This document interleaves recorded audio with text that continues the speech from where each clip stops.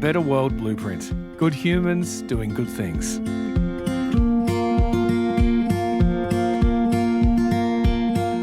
There's a lot going on in the world right now, and it can feel heavy, overwhelming. And when I start to feel that weight, I've learnt to look for the small things, the quiet reminders that not everything is broken. A smile from a stranger, a simple act of kindness, a story about someone choosing to make things better instead of worse. Those moments restore my balance. And that's exactly why I started this podcast.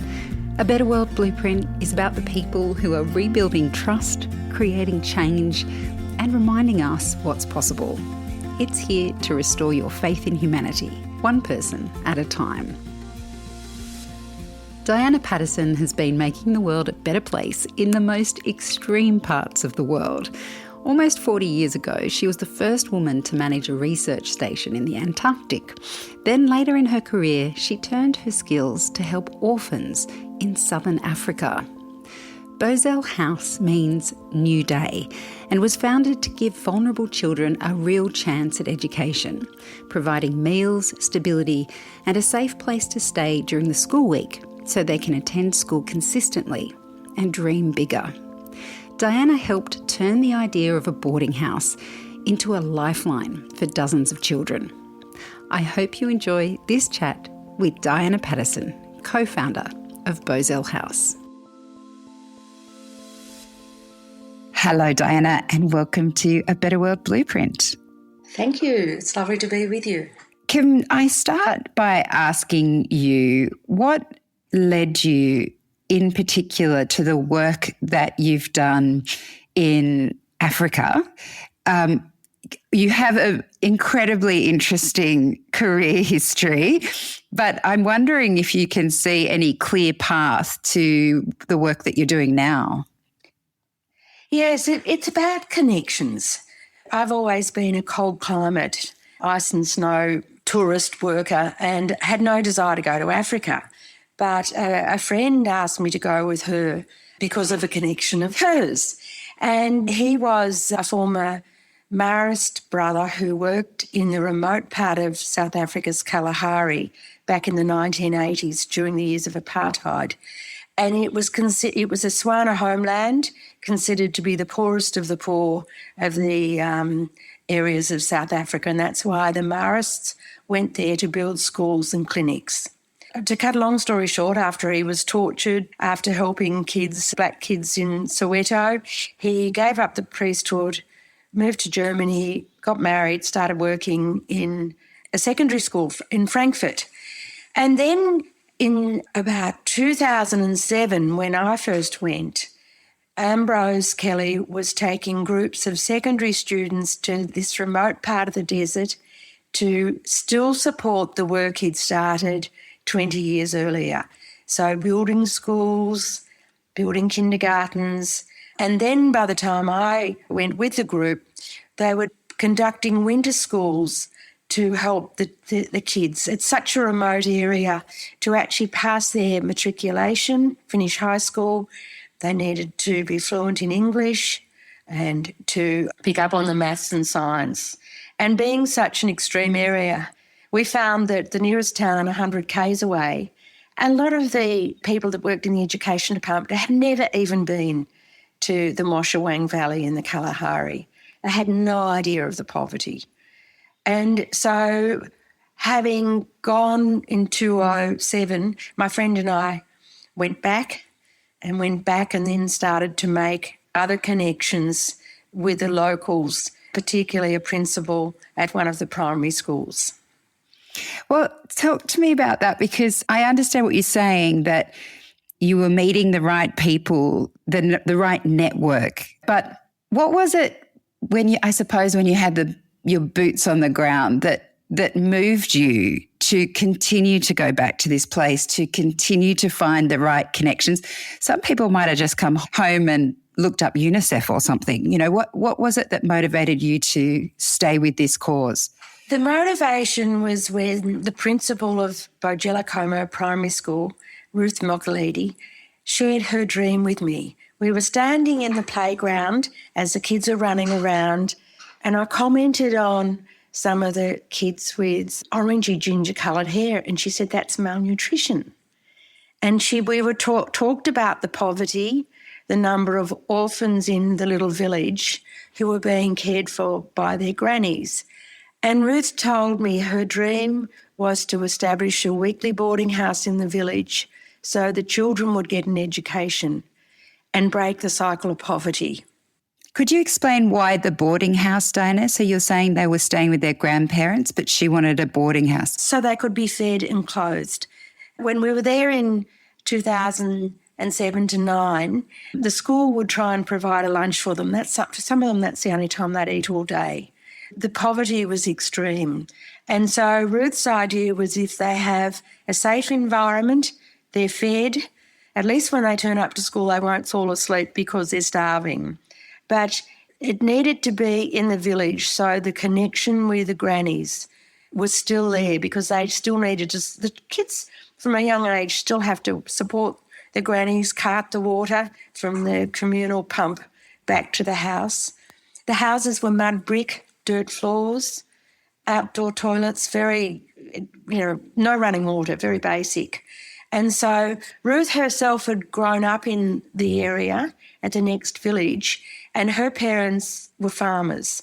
So they had a bit more money to send her away to boarding school, and she became a teacher. So education to her was so critical for these children. And she had very bright children in her school, incredibly intelligent, clever children that hadn't really had little chance of completing their schooling.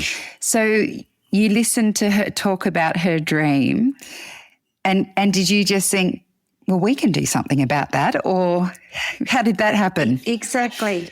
My friend who I went with, Penny, and I were sitting having a drink in Qantas economy coming back to Australia, and we started talking about our experience because we'd been repairing windows and maintenance in the school. And we just thought we could do that. Initially, we'd started off with a smaller dream of just taking a group and building the school mud bricks ourselves. But we thought the first step to do is to do a business plan. From my background, we thought, the two of us had a good combination. I'd had the background, project management, working on a variety of big projects in Victoria, in sporting facilities, etc. And my friend Penny had a very broad social connection. And I'd also, in my career, worked in community development. And so started off from the basis that if we do a business plan, we have to have a local management committee. So the idea was to have a partnership with the tribal council, with the primary school, and ourselves as being representative of the foreign schools that were coming in to work each year in the valley. Fortunately, there was already a trust set up by the foreign schools called the Kalahari Education Experience Trust. So we had a platform to work through. It sounds very organised, and knowing your history, I can imagine that you are very organised. But I'm just wondering if you came up against any challenges along the way. To begin with, it was quite seamless. The minute we went back the next year after we'd worked, actually, because we didn't want to talk to the community unless we really thought we could deliver. We had an idea of the size, location, what we were going to do, set up the committee. By the time we actually started fundraising, we had a blueprint. Initially, we thought we would canvass various options, but as it's happened over the last 14 years, fundraising is based solely on a newsletter that we send out 4 times a year. And accountability is our key word. So that being accountability to our supporters and to the local community. So initially, our plan was just to raise the money to construct the boarding house, and we're under the understanding that the education department would then provide a subsidy for the orphan children. But that was when the stumbling block came, that once we built this lovely sort of brick facility that allows for up to 32 children and 2 full-time caregivers to live in there.